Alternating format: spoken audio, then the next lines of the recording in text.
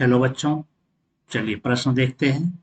Operon complex की संरचना का वर्णन कीजिए। तो चलिए जानते हैं, इससे संबंधित सबसे पहले हम लोग जानते हैं मुख्य अवधारणा। जहां पर हम पहले जानते हैं कि ऑपेरोन क्या होता है। तो यहाँ पर पहले पूछा गया है हमारे पास ऑपेरॉन के बारे में कि ऑपेरॉन कॉम्प्लेक्स क्या होता है। तो ऑपेरॉन जान लेते हैं क्या होता है। ऑपेरॉन जो है यह कई जीनों का समूह है। ऑपेरॉन यह जीनों का समूह है जो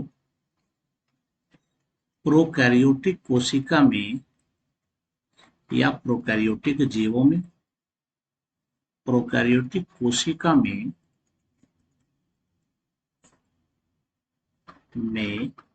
जीन अभिव्यक्ति का नियंत्रण करता है।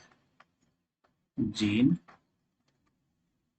अभिव्यक्ति या प्रकटीकरण, इसका ये क्या करता है, नियंत्रण करता है। यानी यह किसी प्रक्रिया को चालू करेगा या फिर बंद करेगा। यह निर्भर करता है कि उससे संबंधित जो पदार्थ है वो बनाना है या नहीं। तो यहाँ पर ऑपेरॉन में चूंकि कई जीन होते हैं और ये प्रोकैरियोटिक कोशिका के लिए होता है, तो यह कई जीन कौन कौन से होते हैं ये हमको जानना है।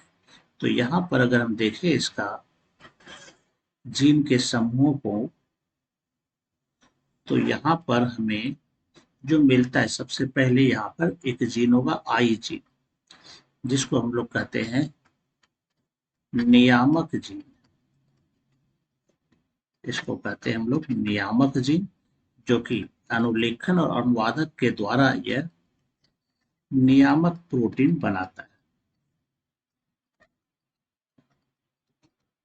और उसके बाद होता है यहाँ पर प्रोमोटर जीन, यानी कि उन्नायक जीन, जो कि यहाँ पर जो आरएनए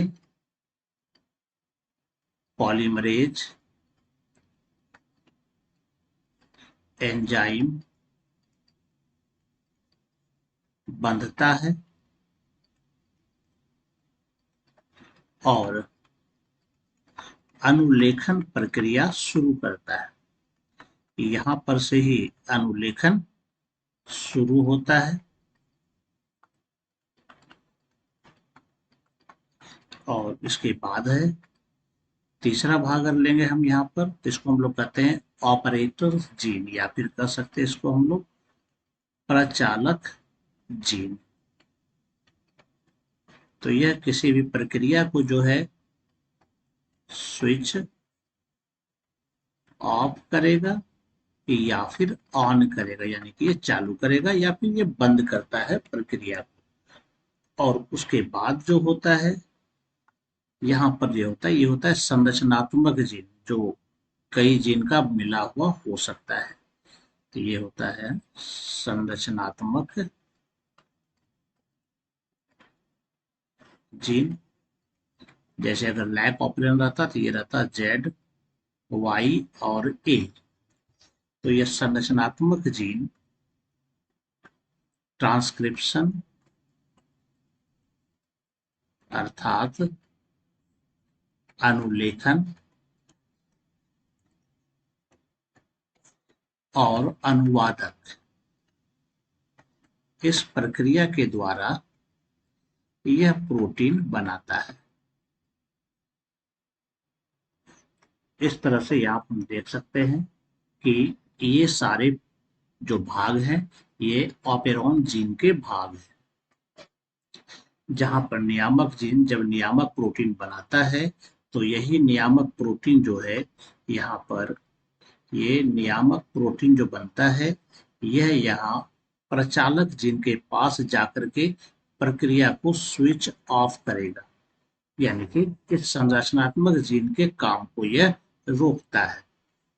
और जब इसकी आवश्यकता नहीं होती है तो फिर यहाँ पर नियामक प्रोटीन नहीं बनेगा और ये उन्नायक जीन जो है आसानी से आगे यह काम करेगा, यानी इस पर जो आरएनए पॉलीमरेज नामक एंजाइम होता है यह आगे की ओर बढ़ेगा और ये संरचनात्मक जीन काम करके ये प्रोटीन बनाएगा। तो इस तरह से ऑपरेंट कॉम्प्लेक्स की संरचना में नियामक जीन हो गया, उन्नायक जीन हो गया, प्रचालक जीन हो गया और संरचनात्मक जीन हो गया। आशा करता हूं आप समझ गए होंगे। धन्यवाद।